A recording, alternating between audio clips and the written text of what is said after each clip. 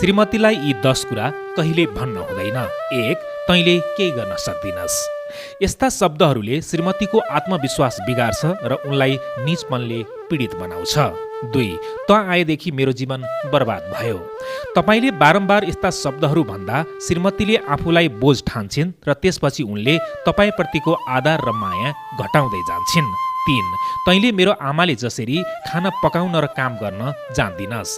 श्रीमतीलाई कसैसँग तुलना गर्दा उनको मन दुख्छ।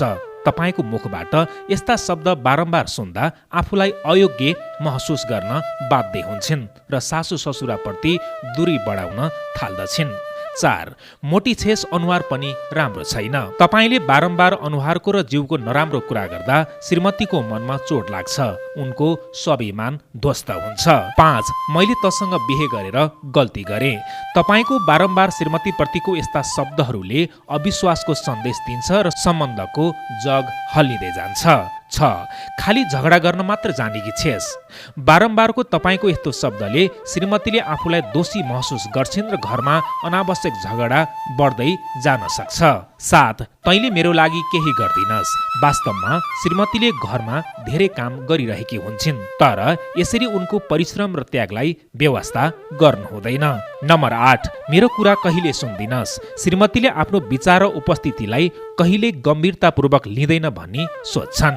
9. त अरू जस्ती छैनस्। अरूसँग तुलना गर्दा श्रीमतीलाई सधैँ नकारात्मक प्रभाव पर्छ र उनलाई कमजोर महसुस गराउँछ। र 10.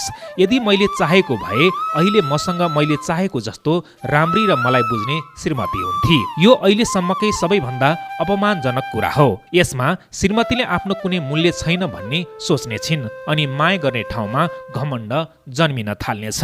यो सामग्रीलाई मैले सामाजिक सञ्जालबाट साभार गरेको हुँ। मलाई असाध्यै राम्रो लाग्यो, त्यसैले तपाईँ सामु पनि प्रस्तुत गरे। यो भिडियो सामग्री तपाईँलाई मन परे तपाईँले पनि आफ्नो वालमा सेयर गरेर धेरै साथीमाझ पुर्याउनको लागि हार्दिक अनुरोध गर्दछु।